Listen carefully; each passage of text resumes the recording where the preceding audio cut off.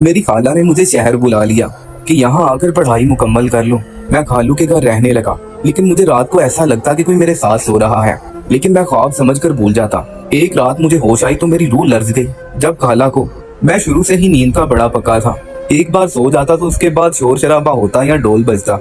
मेरी नींद में कभी खलल नहीं आया था। मैं रात को सोता तो सुबह से पहले मेरी आंख नहीं खुलती थी, और सुबह भी तब उठता जब अम्मा मुझे अच्छी तरह झिंझोड़ कर उठाती थी। शायद ये बेफिक्री का जमाना था। मैंने 10वीं पास की और 11वीं का दाखिला लेने के बारे में सोच रहा था कि एक दिन अम्मी ने कहा कि गांव में कोई भी अच्छा कॉलेज नहीं है, इसलिए तुम्हें करीबी शहर जाना पड़ेगा और मेरा ध्यान तुम्हारी तरफ ही लगा रहेगा। आज ही तुम्हारी खाला बीना का फोन आया है। उसका मियाँ नौकरी के लिए सऊदीया जा चुका है, औलाद उसकी कोई है नहीं, बेचारी अकेली ही रहती है। ऐसा करो तुम शहर चले जाओ और अपनी पढ़ाई पर ध्यान दो। वहाँ जाकर बीना को भी साथ मिल जाएगा और मैं भी तुम्हारी तरफ से बेफिक्र हो जाऊंगी। मुझे भी अम्मी की बात ठीक ही लगी थी, इसलिए मैंने ट्रेन पकड़ी और कराची शहर में पहुंच गया, क्योंकि मैं जानता था कि यहाँ की पढ़ाई ज्यादा अहमियत रखती है और अगर मुझे कराची की डिग्री मिली तो नौकरी भी अच्छी मिल जाएगी। गाँव में लोग अपने बच्चों को जरा देसी स्कूलों में भेजते हैं, इसलिए 17 साल की उम्र में मैंने मैट्रिक पास किया था। मेरे अब्बा और अम्मा दोनों ही कद काठ में ऊंचे और सेहतमंद थे, इसलिए मैं 17 साल की उम्र में भी अपनी उम्र से बड़ा लगता था। 5 साल बाद मैं खाला के पास कराची गया था। फोन पर ही मैंने खाला से उनके घर का पता पूछ लिया। जैसे ही मैं पूछते पूछते उनके घर पहुंचा तो खाला दरवाजे पर ही खड़ी होकर मेरी ही शायद मुंतजिर थी। दाएं बाएं गली में देख रही थी।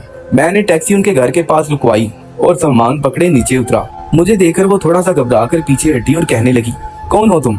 हालांकि अजनबी नजरें और हैरत से किया गया सवाल सुनकर मैं बोलने लगा। मैंने कहा, आपका हामिद। और कौन? खाला तो मुझे देखकर हैरत में डूब चुकी थी। कहने लगी, माशाल्लाह क्या कद काट निकाला है तुमने, मुझे अंदाजा नहीं था। ये कहकर खाला ने मुझे अपने सीने से लगा लिया। मैं शुरू से ही शर्मीली तबीयत का मालिक था, खवातीन से दूर ही रहता था। मैं तो अम्मी से भी बस हाथ ही मिलाता था। फिर मैंने खाला की जानिब हाथ ही बढ़ाया था कि वो तो मेरे साथ ही लग गई। मैं 5 साल बाद आया था, इसीलिए खाला की मोहब्बत के सामने कुछ बोल ही नहीं सका, लेकिन मैं नहीं जानता था कि ये मोहब्बत मुझे इतनी महंगी पड़ने वाली है। खाला मुझसे पीछे हटी तो मेरा चेहरा दोनों हाथों में लेकर मेरे माथे को बोसा देने लगी। फिर कहने लगी, अंदर आओ।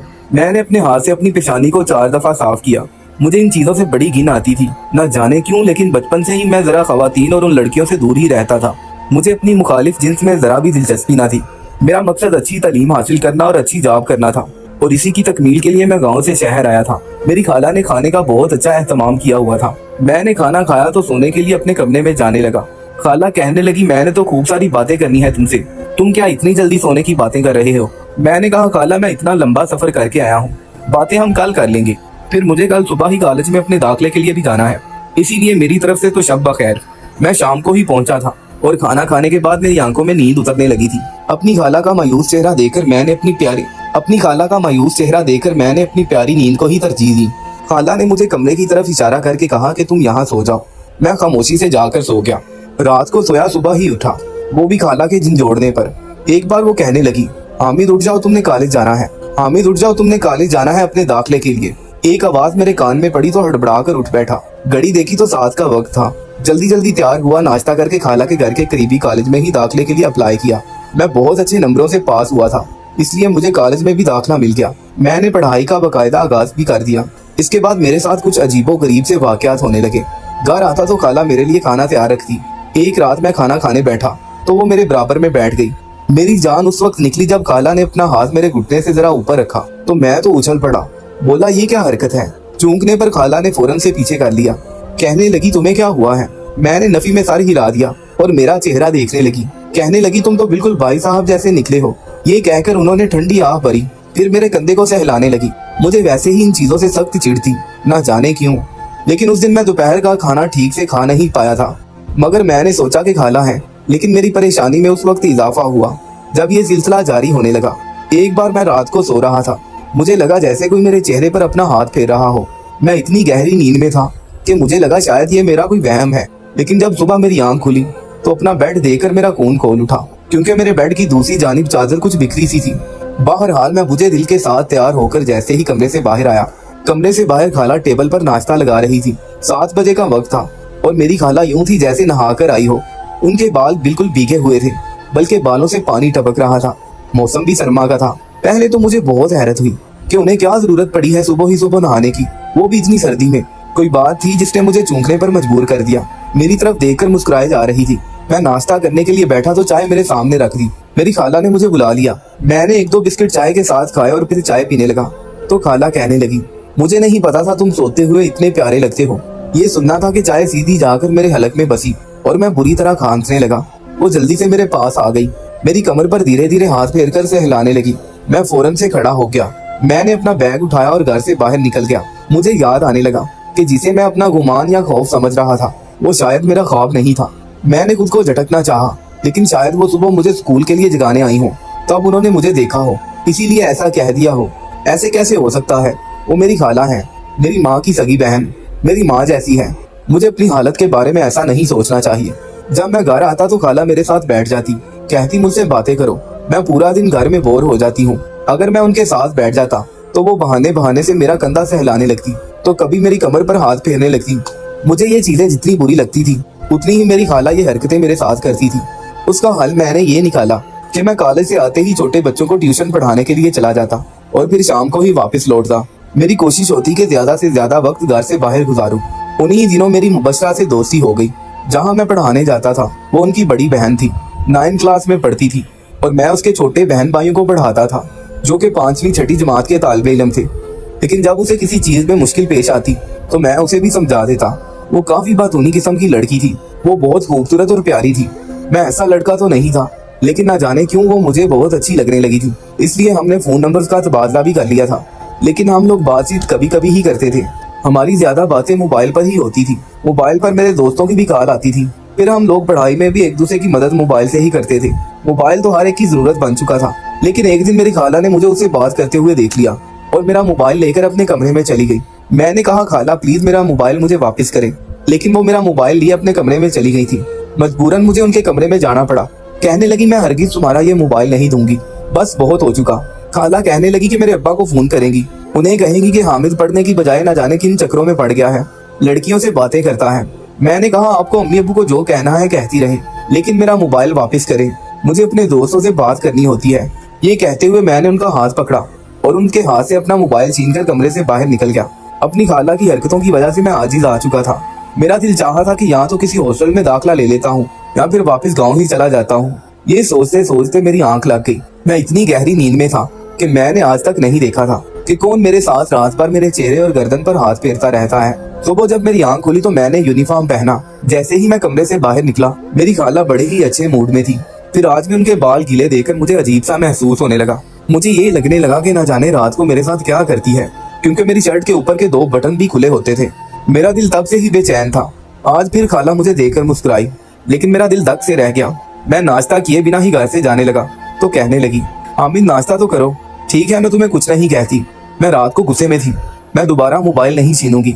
लेकिन बाद में सोचा तो मुझे अपनी गलती का एहसास हो गया। मैं जानती हूँ कि आजकल बच्चों की पढ़ाई मोबाइल के बगैर पूरी नहीं होती। बस मुझे इस बात पर गुस्सा था कि तुम सारा वक्त बाहर गुजारते हो, मेरे पास बैठकर बात ही नहीं करते। मैंने कहा, खाला आप खालू से बात कर लिया करें। मेरा ये कहना था कि खाला की रंगत उड़ गई। उनके चेहरे पर नागवारी सी छाई हुई थी और ये देखकर मुझे हैरत भी हुई। खाला के नाम पर ऐसा तासुर क्यों दे रही थी? कहने लगी, उसके पास मेरे लिए वक्त ही कब होता है। वो ये कहकर अपने कमरे में चली गई। उस दिन मेरी माँ का भी फोन आ गया। कहने लगी कि तुम क्यों अपनी खाला के पास बैठकर बातें नहीं करते। आज वो फोन पर रो रही थी, कह रही थी कि हामिद पूरा पूरा दिन घर से बाहर रहता है। अपनी अम्मी से क्या कहता कि खाला की हरकतें बड़ी अजीब हैं। मैं उन्हें अपनी माँ जैसा समझता हूँ, लेकिन वो मैं क्या कहता अम्मी से।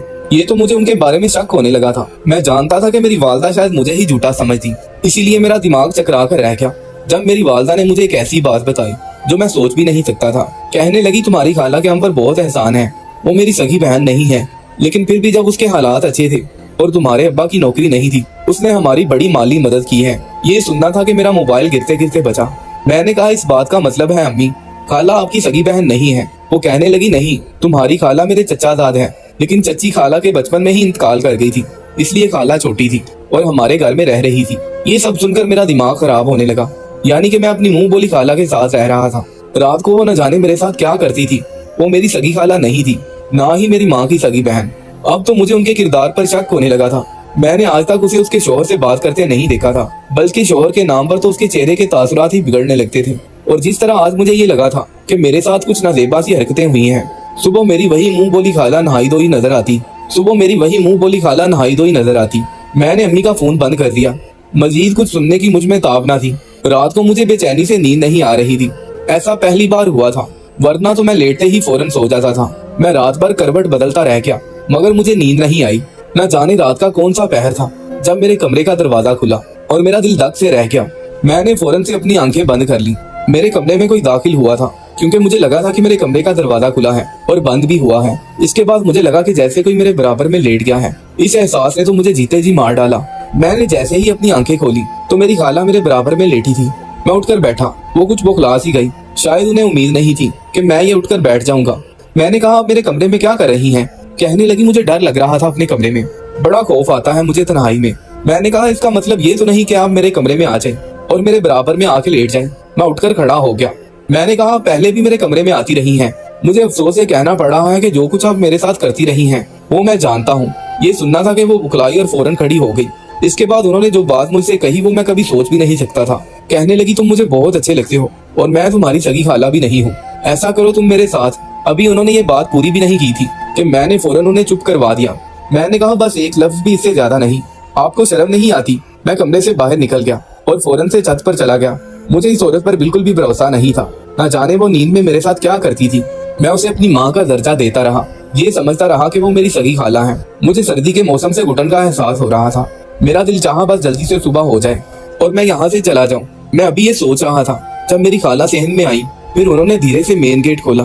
मैं छत पर खड़ा हुआ था, मुझे साफ नजर आ रहा था। जैसे ही मेन गेट का दरवाजा खुला, जो शख्स अंदर दाखिल हुआ उसे देखकर मेरे होश उड़ गए। वो शख्स खाला का शोहर था।